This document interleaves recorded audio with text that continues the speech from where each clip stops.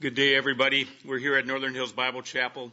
I'm going to be introducing to you my son-in-law, Buck Wilson, is in town, and he's going to share a little bit during the Sunday school time this morning. Buck is the director of the campus ministries of Navigators at Kent State University in Northern Ohio, and we're looking forward to hearing about his ministry there, and we welcome Buck.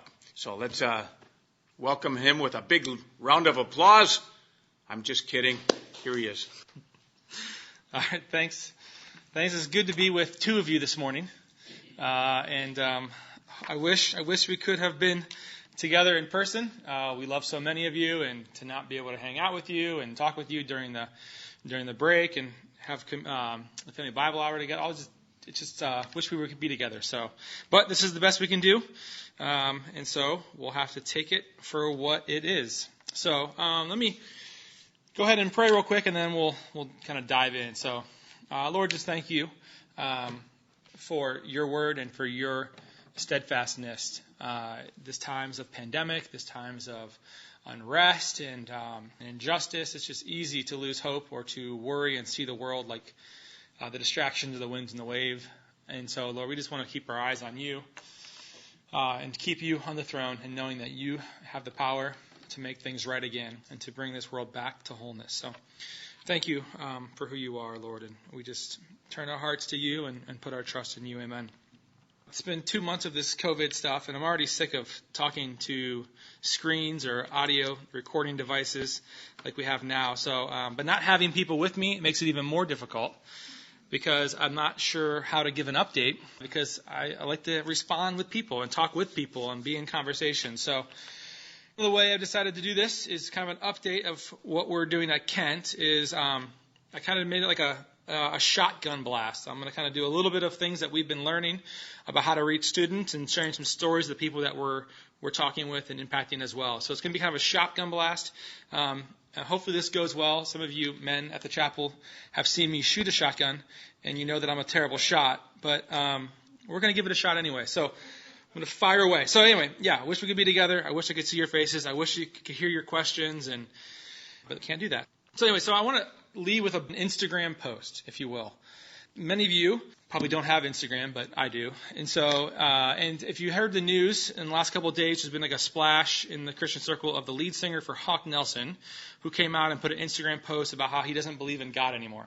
And so he put several pages of an Instagram post. And so I want to read, if I can, several of those pages, just kind of what he said. I think it's really, really helpful. I find it helpful for what we do and for understanding this culture and where people are coming from. So he starts off with some reasons, and I'm going to jump in on like the second page of what he's saying. He says, the short answer is that I was not lying about being a Christian before. He goes, I did believe those things at the time. I may have been pulling on the threads of the sweater, but there was still some sweater left back then. And the way he describes in the beginning is that his faith is kind of like pulling on the threads of a sweater. And all of a sudden, as he kept pulling, he just looked down and there was no more sweater left. That's kind of his analogy. So what did this sweater thread pulling process look like then? Okay, let's get into it. I grew up in a loving Christian home. My dad was a pastor and still is. And as far back as I can remember, life was all about the church. It was our community. It was our family. It feels important to point out that church wasn't something we went to once a week. It was more like something that we came home to as often as possible after bravely venturing into the world when necessary. It wasn't part of our life. It was our life. When you grow up in a community that holds a shared belief, and that shared belief is so incredibly central to everything, you simply adopt it. Everyone I was close to believed in God, accepted Jesus into their hearts, prayed for signs and wonders, and participated in church, youth groups, conferences, and ministries, and so did I. I became interested in music, began playing and singing in worship teams, and started leading worship at church and youth events. Even I remember being uncomfortable with certain things. Praying in public always felt like some kind of weird performance art. Emotional cries such as, Holy Spirit, come fill this place, always felt clunky and awkward leaving my lips. A youth conference I attended encouraged every teen to sign a pledge they would date Jesus for a year. It felt manipulative and unsettling to me, so I didn't do it. I figured I was overthinking all these things. This was the beginning of my doubts. I began to develop the reflex to simply push it down and soldier on. After all, everything I knew and loved believed in God, Jesus and the Bible, and so I felt it must be true. At the age of 20, I joined Hawk Nelson and began touring with the band. It was a blast. Our music wasn't overtly Christian, but at times we went on time went on, we became more outspoken about our faith and our music. To be fair, I was the loudest voices pushing for that shift because I believed it would lead to more success in the Christian music world. When I became the lead singer, the main songwriter in 2012, the shift was fully realized. We went from songs like Bring 'Em Out to songs like Drops in the Ocean. Google the lyrics. The difference is not subtle. Even through this shift, there were still many things about Christian culture that made me uncomfortable. In fact, the list was growing. There were things that just didn't make sense to me. If God is all loving and all powerful, why is there evil in the world? Can he not do anything about it? Does he choose not to? Is the evil in the world a result of his desire to give us free will?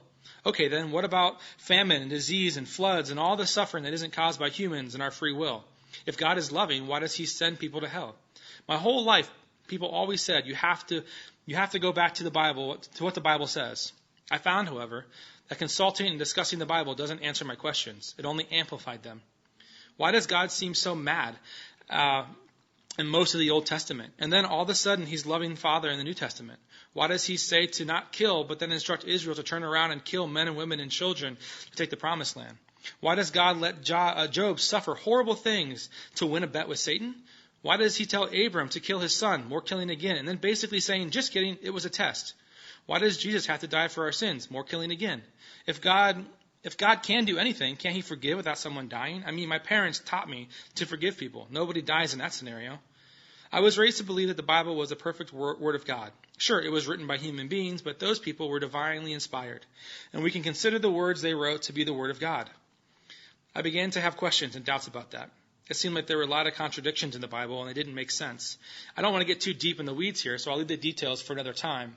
Suffice to say that when I began to believe that the Bible was simply a book written by people as flawed as imperfect as I am, that was when my belief in God truly began to unravel.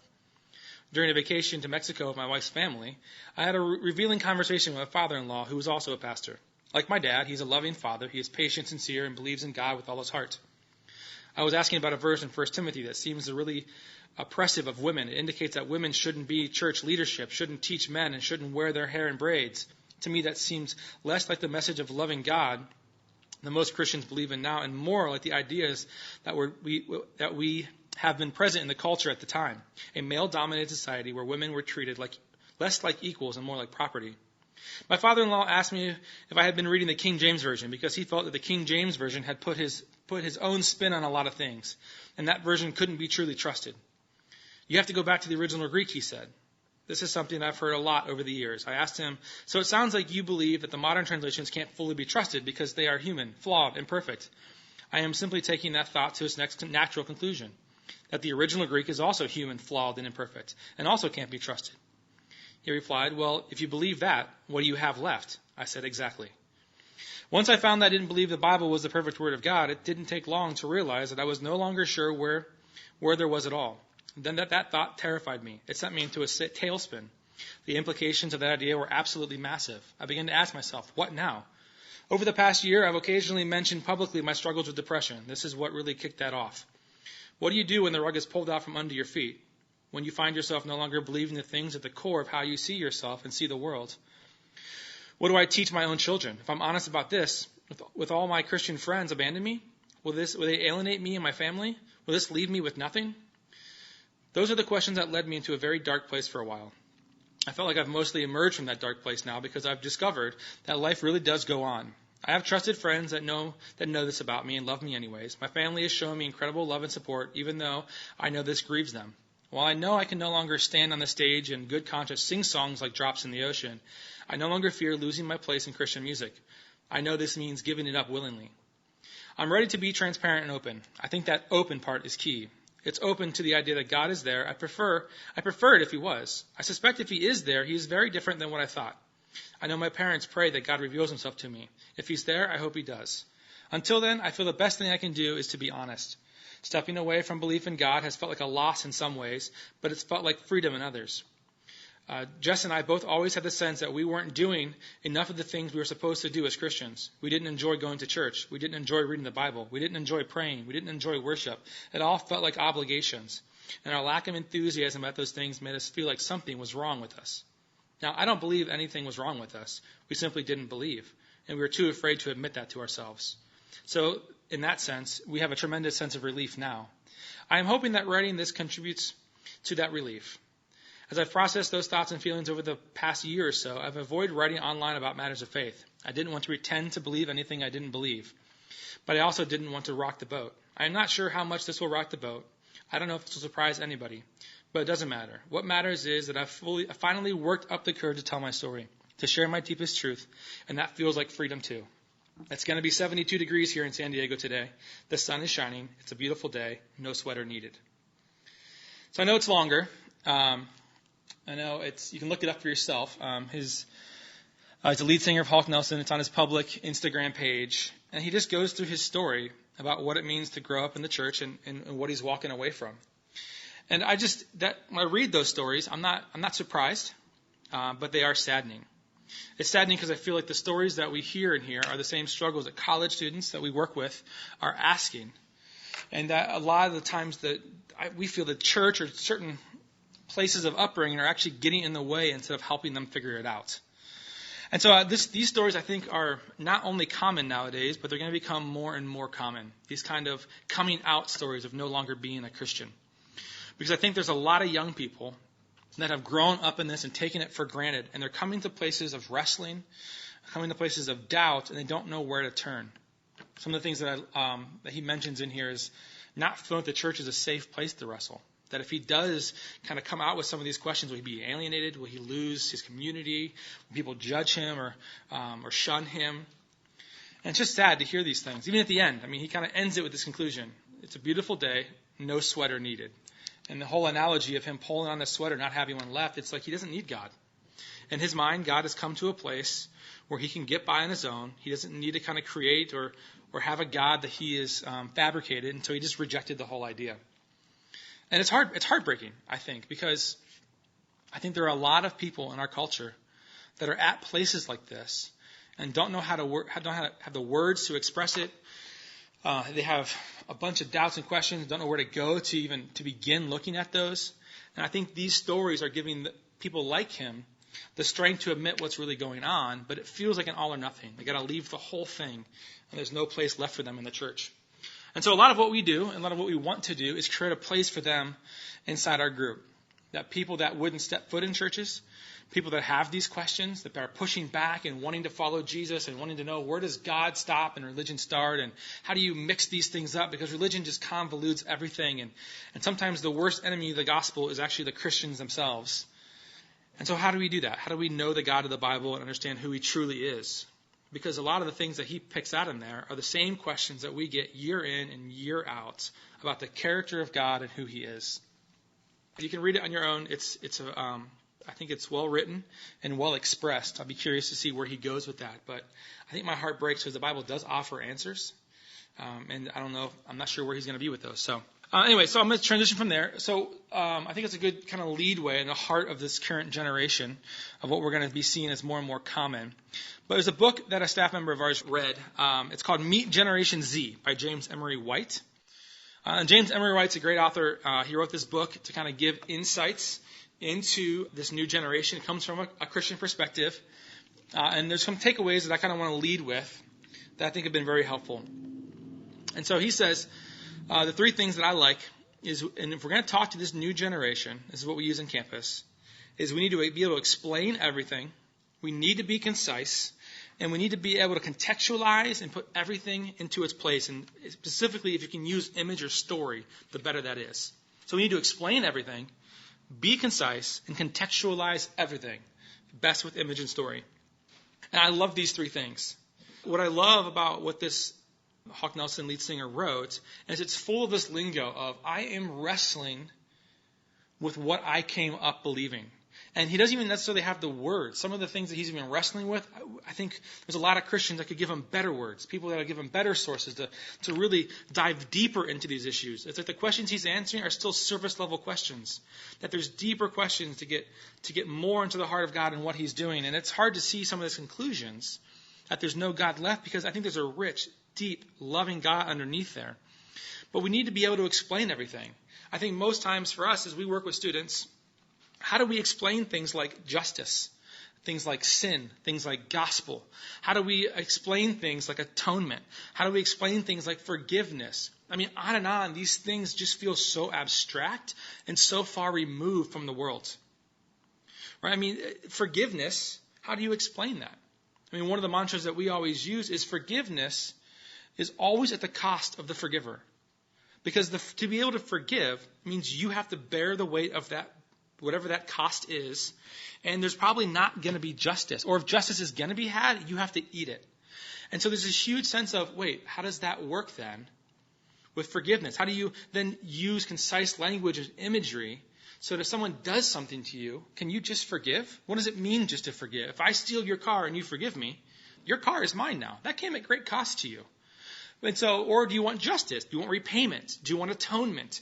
And you can see the Christian themes coming back out as we press into them, but we've lost the ability to put them into simple everyday language so they can explain it and understand it and grab a hold of it.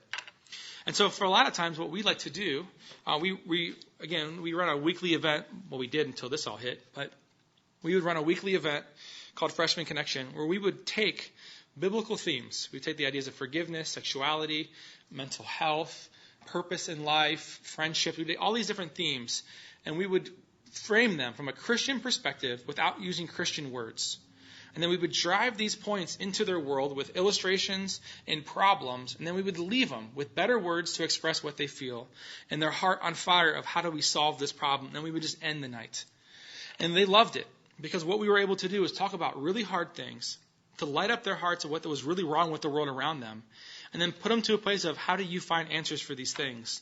And a lot of times it drove deeper conversations about where do we turn for racial reconciliation? Where do we turn for sexuality and expression that's not working? Where do we turn for mental health issues and broken families and broken home challenges? Where do we turn when it comes to being vulnerable and being known by other people and being able to take risks and go deeper in friendships? How do we solve the problems of the heart? And so we would just leave it there. And they would figure out along the way that we were Christians. But by the time they would figure those things out, we didn't hide it. But they realized that we loved them enough and that we were genuine enough. And we didn't care so much about them being converted that we didn't love them first.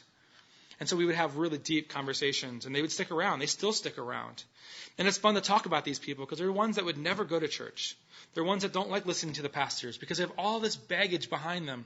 But they still wrestle with the same things we all wrestle with. And they want to know where to turn. And it's hard to do. I mean, we've had to learn this over the years, but one of the ways we do this is we have to be concise. Now, I'm probably not concise today. It's hard without people around you. But we've learned that if we ran an hour meeting, we would talk for about 12 to 15 minutes. And then everything else would be self-discovery or immersion learning. Because we needed to have our words so quickly pared down that they were tangible, that you could grab onto them. One of my favorite things, I love listening to secular artists. I love listening to pop music, especially the ones with good lyrics. Because good artists are able to express how humanity feels with simple words and simple pictures. There's a reason why music has attached itself to every generation. It's because it allows us to express what we feel and see about the world and feel the pain of what it means to be human and to wrestle with that. I like to steal those words. I like to take those words. I like to take those images and bring them back and say, these are your poets. This is what we wrestle with. These are these lyrics that make us weep and cry. These are the stories that we latch onto and we think about and talk about and evangelize all across our secular world because these things hit us in deep ways. And what is the heart behind it? And so you have to do this simply, and we got to contextualize it because the Bible's too far away for them. They're unschooled. They don't know what the text sounds like. They don't know what it is. They have all kinds of questions about where to even look to find biblical truths. And it's too far away for them. But the principles are not.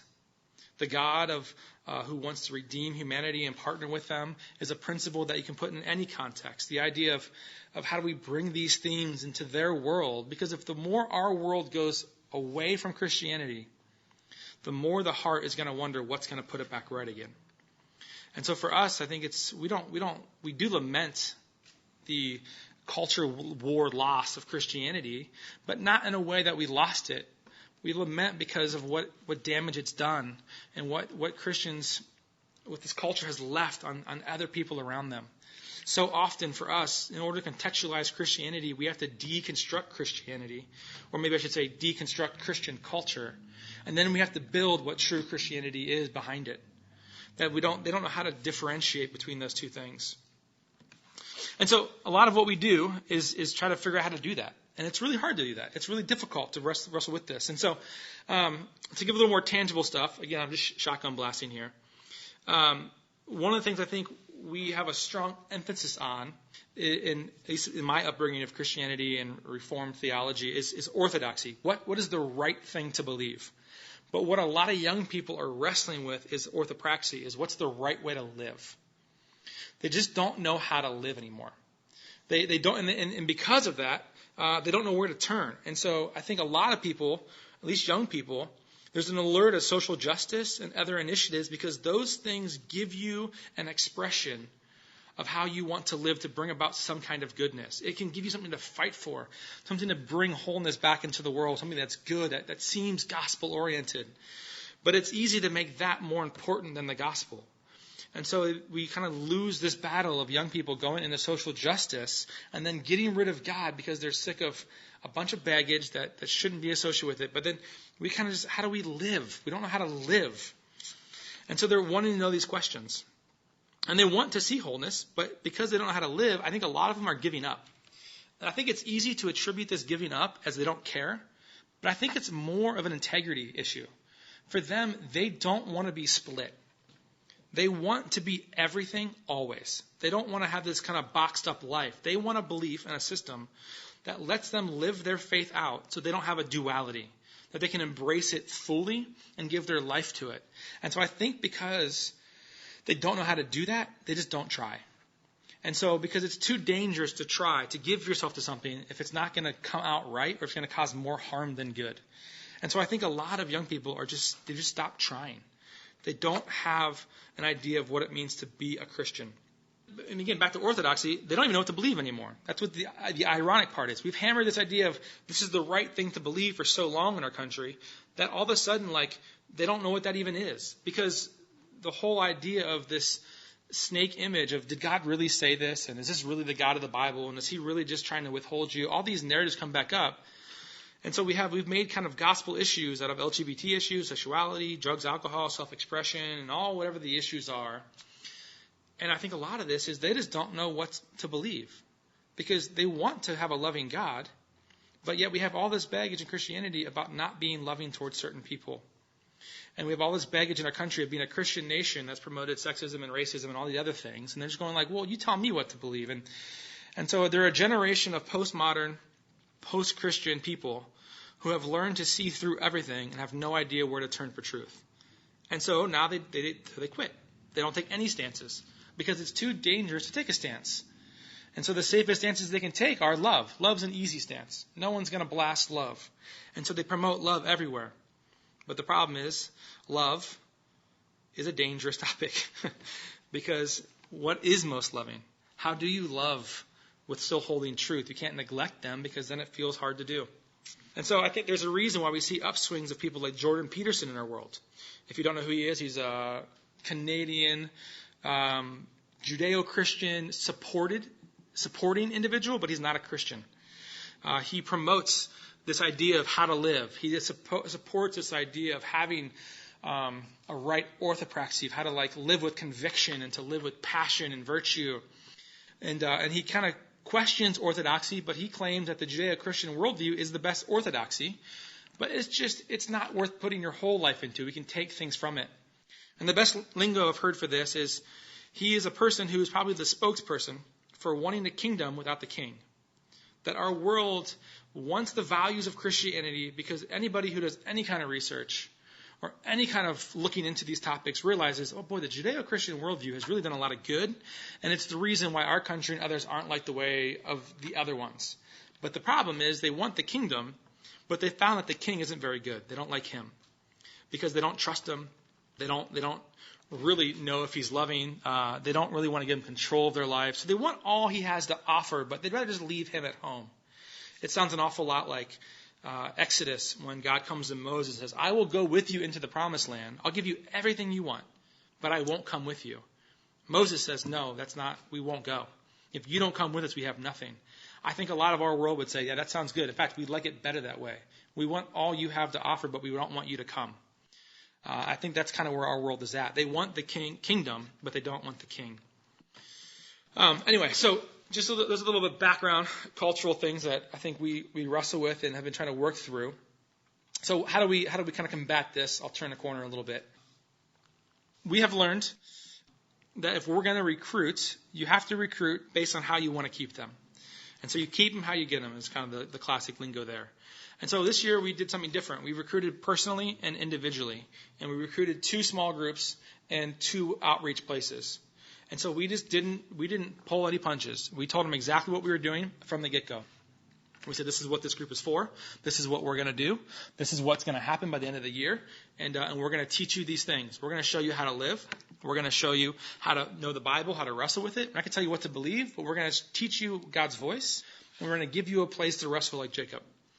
And we recruited to it, and that worked. The students, the freshmen, those that come in with a belief, and even those who don't, they want a place where they can kind of push and explore and wrestle and see, is this God a big enough God for me to wrestle with? And the ones that are Christians want a place they can come in and say, I'm in, I'm already in. It was unpopular for me to be a Christian in my high school. I want to grow. Will you show me how to live? How do I live this thing out? I want to know who God is. I don't know how to do that. And so I think one of the things that we learned this year, I'll speak for my men's group specifically. We had 7 guys in this men's group. Me and a kid named Alex, who wrote about our email update, we led this together. And we tried to bring them in and tried to help them basically have quiet times and pray and do those things. And then we transitioned about end of the first semester into a sexuality study. And I think one of the things that we've learned is I think that's just that's the wrong order. I think most of this generation, especially the men at least we've worked with, I think it's true for women as well, is this younger generation wants to know that you can go deep very quickly. They already have the questions. They're already wrestling with it. And I think for them, if we don't get deep enough quick enough, then even by talking about quiet times in prayer, we're kind of building on a shaky foundation. That we need to go deep enough that they can know this is a God that I can believe in, that I can ask deep questions of. And when we go to the most painful places of the culture, it's there that we find the deepest gospel pictures. When we can go to the brokenness and the ache of what we're going through, especially in the area of sexuality, it's there that we can build the most, I think, graspable and rich images of who God is and who Jesus is. And when we build on that foundation of getting to the deep ache of who we are, and then we teach them to read the Bible and to pray, it's not something they have to do, but not something they want to do. That this God becomes somebody who they are looking at and going, yes, this is the God I want to worship. Because he's able to go to the depths of my soul, and I don't have to keep him from there. I can unlock everything to him. Now that's scary, and there's a bunch of other baggage with that, but it's a God that's big enough for them. And it's a God that is able to bring their whole life into. And so I think they also want to learn to unhide. I'll talk about this more in the sermon, but I think they don't want to hide anymore.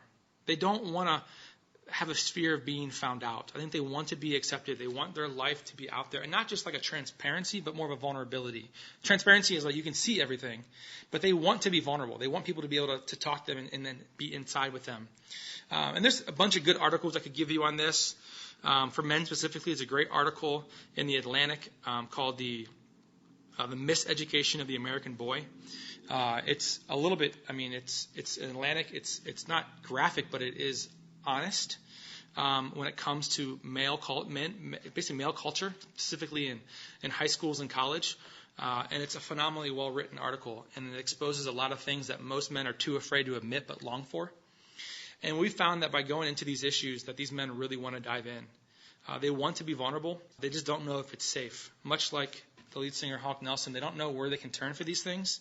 And they don't know if they share too much, if people are going to reject them. And then they're kind of left with nothing again. And so the one way we found is the best way to lead with this is we have to lead vulnerably from our own lives. That in order to lead this next generation, that we have to do a lot of hard work of expressing our own brokenness, our own insecurities, our own fears, and then to paint them in a way that is honest and vulnerable enough that we're not just sharing a story, but we're letting them see what it is for us to really wrestle with God and to turn to him and see what he does. And so it means sharing a lot of our ugliness and a lot of our mess and a lot of us modeling what it means to kind of be naked before them and to actually go to God with that. And it frees them up because they can look at it and they go, that's genuine, that's sincere, I want to be like that. And so there's two guys that I actually meet with every week. Well, I did, but now it's about every other week. And they're two freshmen. They're two good guys. They are both athletes. They're both sports people. And I remember I sat with one in Chipotle before at the end of first semester. And I was trying to press into more of where he came. He grew up in the church. The whole family grew up in the church. The whole family's Christians. He led FCA in high school, started FCA in high school, was kind of a youth group leader, was all of these different things. And I just sat down to Chipotle and said, hey, man, I just want to know how much of the Bible you know. I said, start in the beginning and just tell me the story. Genesis 1, and let's just go from there. And that did not go well.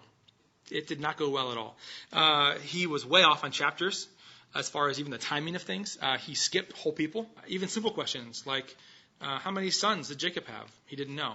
Who are these people? He didn't know. Just these huge gaps in the story. And I pressed in, and I said, how do you feel? And he goes, well, this is a little unnerving. I thought I knew the stories better than this.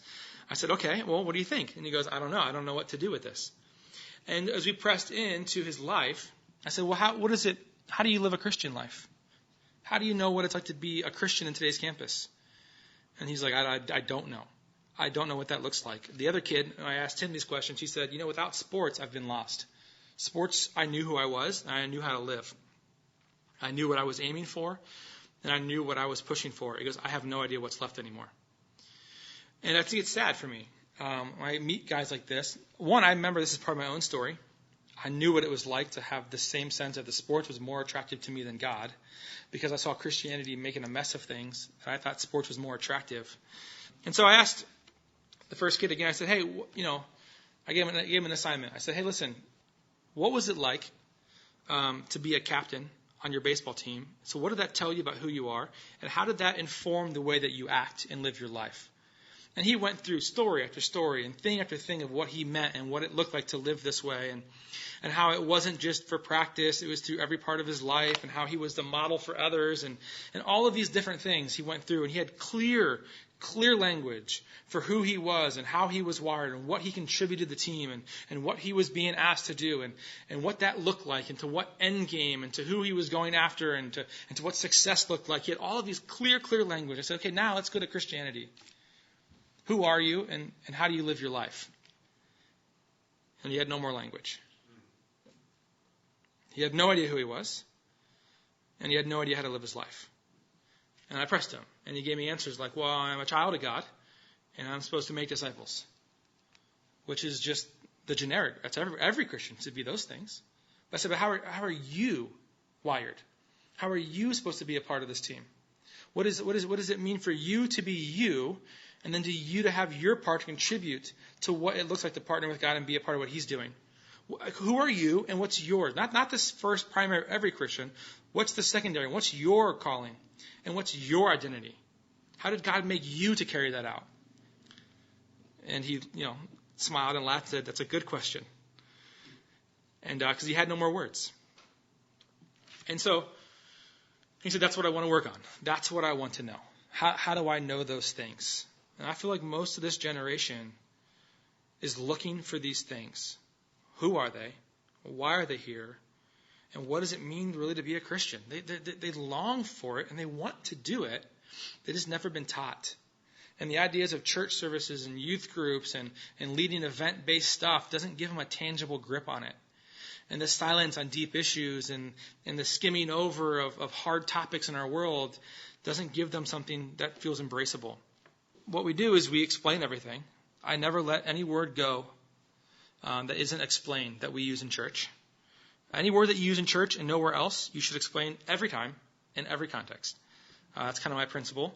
I try to be concise. I listen. I ask tons of questions. And I try to put everything in contextualization and in imagery or things from his own life. And then I ask simple questions.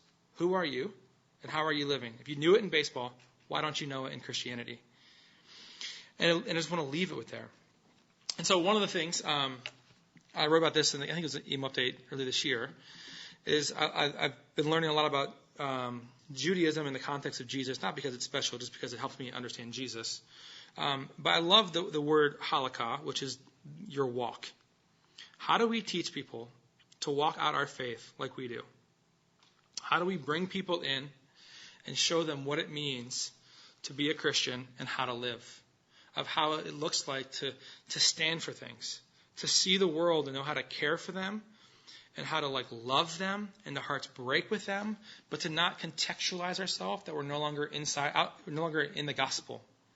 How do we balance this whole idea in our world, right? I mean, how do we understand what God is doing? And one of the things we like to do is how do we help them know the story of the Bible?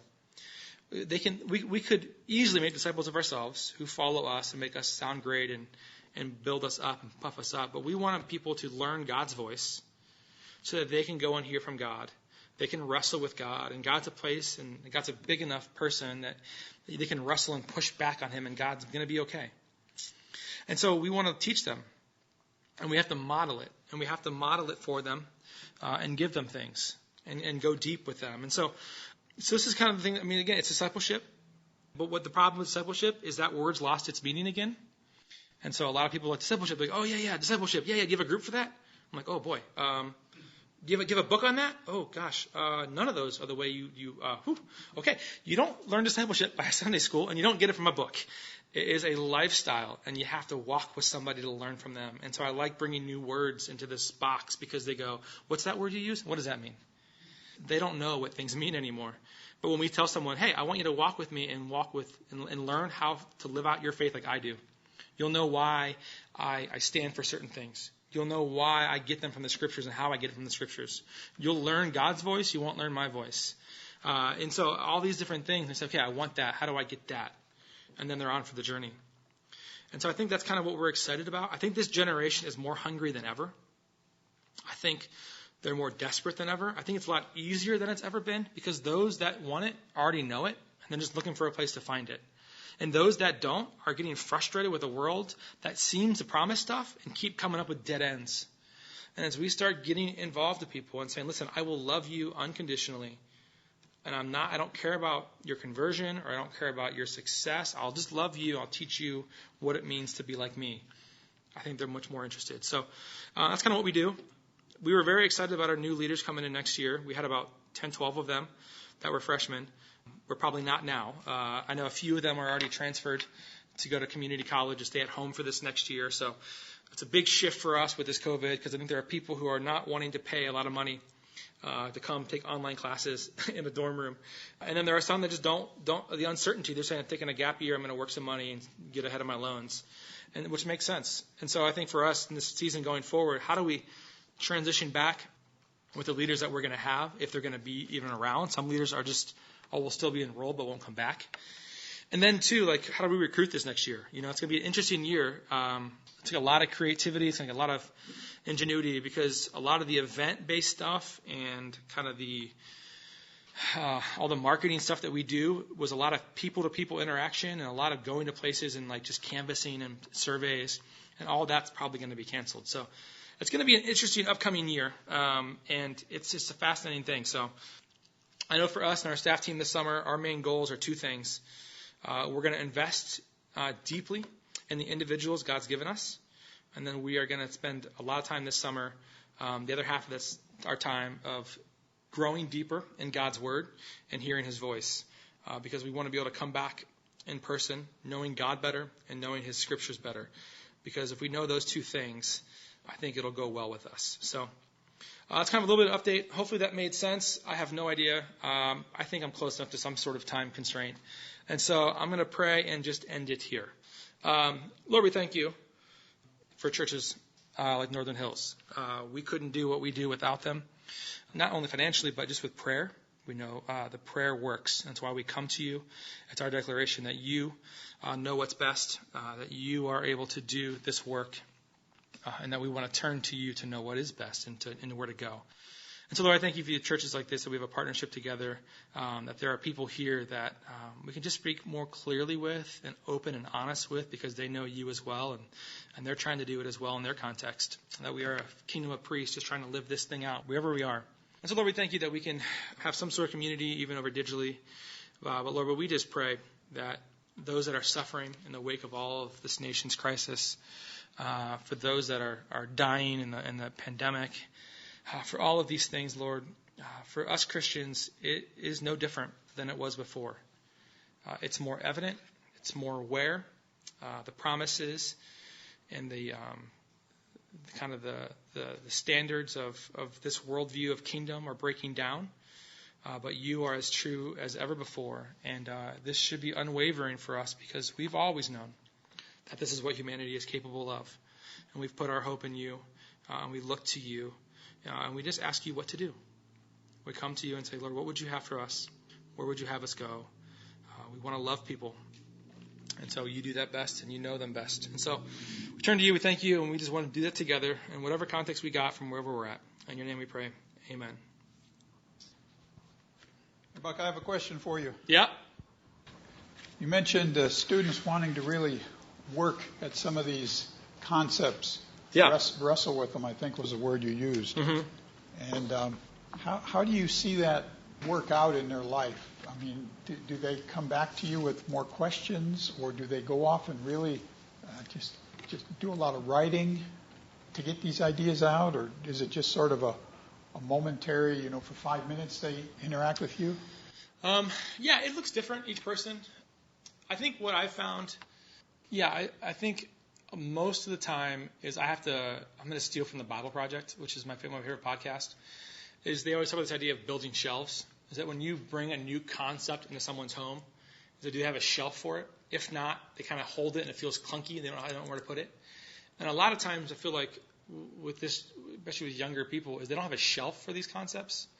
And so I got to almost give them the better language, and then I got to kind of redirect their question to what they're really asking. And so they don't have the language, and they're not really asking the real question. And so through a lot of kind of, it sounds like you're saying this, and a lot of kind of throwing words back at them, I'm just saying what's sticking for them, what word jumped off, and then I kind of press that question into like where I think it should, like where it's really going. Because that's kind of like the first question, but there's like that third, fourth, or fifth question behind it, and we kind of try to press them into that. And so it's a lot of times kind of building shelves and then trying to get to the real heart of it. And then we just say like, okay, well, what do you want? But even getting that far to them feels immediately like, oh, thank you.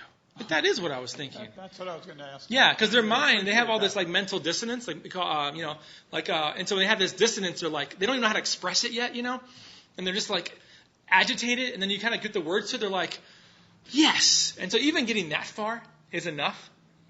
And then usually when they start asking like, okay, what do you think now? I'm like, oh, now you want to know what? Okay, now I can. And then you got to pull from the scriptures and as much as I can from the scriptures and the stories to say, oh, that's why I love the story of Moses. I mean, okay, let me paint a picture again. I got to tell them a story of Moses, not give them the verses. I got to tell them a story of Moses. And then they go, that's what God's like. Okay, that's interesting. And they'll push back, but I think a lot of times they almost need the right words and shelves. And then they go, thank you. That's it. That's what I was trying to get to. And then you can kind of get somewhere. If you just answered the initial question, I think they would walk away more frustrated because it's not really what they were asking, and they don't have a shelf for it. I've given them something, they're like, I don't know where to put this, and that's not even actually what I was asking now. Now that I have the answer in front of me, I really wasn't asking this, I don't know where to put this. And so they kind of leave more frustrated. So helping them do that, it makes them thirsty. Now, are you able to do that at one time typically, or is it over a period of multiple interactions? I usually can now. It depends on but other staff, younger staff, takes more time. This is our 11th year, and so it just depends on the person. There's no hurry. I mean, when you listen and want to work through with them, they're all in because they're like, wait, you're not scared by this question? No. And when you don't give those Christian answers back, faith, and you're like, to them it's just like, got it. So not you, got it. Okay. And then they just, their eyes go dull, because they're like, they want to really wrestle with it. And so for me, I'm naturally a teacher, and I'm more experienced. So for me, I can do it quicker. Other staff, even if they're more experienced, if they're really good at different skills, it just takes them a little more time. I'm a little more brazen. I apologize more. Others are much more sensitive and much more unwounding of the thing. I just kind of I'm not sure how to put this. It's like one of those gobstoppers, I'm just take the hammer, smash it, and just go to the middle. Other people are like, let's just dissolve our way to the middle. It's just you're bent, and then just the ability to it just comes with almost experience. It's like making sales calls. The first one, nope, that went terrible. I don't know why. But by the 100th one, you're like, nope, now I know why, and I got it. Now I know how to not do that again. It's that combination of gift and experience is what So we have some staff that are like more of the melted away. Yeah. I'm the hammer guy. I'm just like, look, there's the middle. What do you think now? And they're like, and depending on the student, they're like, oh, yes. Other ones are like, wow, that I just not ready for that yet. And so if you hammer at the wrong time, do they come back though, knowing that you care? They usually don't ask until they know that we care. They typically the initial questions. I'm trying to think how I put this. Yeah, they usually don't ask the real questions until they know we care, and then it doesn't really matter how we. And the freedom of it to me is if we do that, if we really live out, love God and love them, what Jesus talks about. It doesn't really matter how we answer. As long as we do that, they'll give us endless grace because they know that we love them, and they're more into that than anything else. They might not agree with us, but they know that we love them. That's becoming more and more rare in our culture, especially with broken homes. A lot of students just don't even know they're loved anymore. They don't have parents who are there. They had friends who rejected them, and just to have someone who loves them, like genuinely, is like it's like a beacon of light in their life. And so sometimes, it doesn't matter. It's almost like you can't mess it up. As long as you've loved them well, like there's literally no way to mess this up. And they'll tell you over time. Does that make sense? Are a lot of them messed up? I mean, not knowing from homes, the majority of your students that are coming in and freshmen. It's all across the board. Yeah. It's really interesting. So my freshman group, let's see, one of the guys, his mom works for the president of FCA, but there's no husband in the home. I don't know why. Alex meets with him. He would tell you why. To kids growing up in the church, single homes, broken homes. There's my senior group. Robert, his dad doesn't even care he exists. Calls him every 2 months out of obligation. His single mom who overworked. He's got tons of baggage in his life. Just his story is endless amounts of grace. One of the girls that we actually asked possibly to live with us next year, her dad is just not even there. Like, again, I think for her, it's like, my dad doesn't care I really even exist. And so it's super hard. And her mom's not a Christian. And so it's just, we get some kids that are like, just by loving them, like, in some sense, they almost will have to kick them out of the ministry. Like they're so desperate for it. But other ones come from good homes, and even the good. Some of the good homes, like we have one kid, a non-Christian, comes from a real good home, loving parents, 4 brothers. He won't talk about his spiritual background. He's gay and does not like Christianity or church, but he comes every week to our weekly meeting. And he's come online with us a couple times to play games, and he's super fun, and he likes us, and we like him. He's been in my home, met my kids, but like when it comes to those areas, he just shuts us out. But he knows that we believe it, and we've asked him to help us lead next year with new freshmen who are also in the same context. He's like, yeah, I'd like to do that. And like, at first he was like, what do you do? Like, what do you want me to do? He's very hesitant. I'm like, we just want you to show up, meet other freshmen, love them like we've tried to love you, and just help them adjust. And we just want to be friends with them. We just want to love people. He's like, oh, I can do that. Like, sweet. And we'll let you know more details as we go. So it's just they're all across there's like snowflakes. There's some that you hear their background and you're like, huh, you should be more normal. Some you're like, wow, you should be way more messed up. And so anyway, yeah, they're all across the board. When I'm thinking about you on the campus and stuff like that too, we're thinking about you. There's so much one-on-one individual discipling and just meeting and discussing and challenging. And many of them on your campus have been wanting to go into the same type of work. We've had good success with. Yeah. What do you contribute that to? It's a question we're always trying to wonder. I think we've tried. My principle, at least from and I think I've gotten this from Ward and other people, is I want to be as much as I can a model of what it means to follow God, and we try to create. We use the word family a lot. So I think for us, we try to make it like our model for our staff team is we want our team to be so united and so together that when they look at us, they go, I want to be a part of that. Now connecting them to the bigger picture is what our goal is. But so I think people look at it and like, I want to do what you're doing. They've been impacted, and then they look at us and go like, I want to be a part of this group of people doing the same stuff, which I think is really good. Well, you see it, so those young leaders are realizing the value of being genuine and presenting Christ. Yeah. And living with Him. Yeah, and it's really helpful. I think they feel like it's like, oh yeah, I can, and I think modeling through your own story is helpful because I can do that. I want to do more of that. I want to give back, and so we empower a lot, students to do a lot, which is probably why we don't grow as quick and we have a lot more mess around. Is because what I could do, I let them do, and which means that like I'd say our recruiting effort, we lose about half of them because the students get real scared and timid. But I'd rather have them lose them and get real scared and timid because when the ones that stay, they know they're there because of them. And then it's easy to empower them later. Like, they're in this group because of you. Like, you need to keep going. They're like, the big old bright eyes of like, wow, I don't know what to do. It's like, we're going to help you. It's okay. Like, give them, why are you here? Because so-and-so did it to me. Great. We'll keep helping you. So. Do the students who are coming that are getting involved in your work, do they tend to come from particular majors, or are they just kind of there because they thought college was the next thing to do? Both. Yeah, I'd say both. I mean, Kent's a weird school. Like we had one group this semester that was all nursing majors, a bunch of girls. And so there's always like, nursing's a big major at Kent, so like we always have some kind of level of nursing around, it seems like. But like the biggest majors at Kent are like, nursing's pretty big. Architecture is another big one.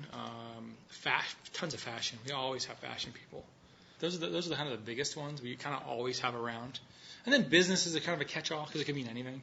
Yeah. It's like business. They usually say business, but there's just some kind of like, emphasis. But fashion is probably the biggest. So like of the programs, fashion, architecture, nursing, and then like there's a couple other odd ones like ASL and some other things, and flight stuff. People might come from all over the country. Like there's a girl in Seattle, one in DC, one in Tennessee, all over the country. They're all fashion. And then they come from like all over the country. It's like one of like three majors. Yeah. We have one girl from Texas who just wanted to get far away from home, and Kent gave her a full ride, and so she came to Kent. And she was a blessing. I mean, we loved having. She was probably one of our strongest students, and she graduated in 2 years, and she's out. Which is like for us, we're like, oh no, you're one of our best. Like she's dynamic.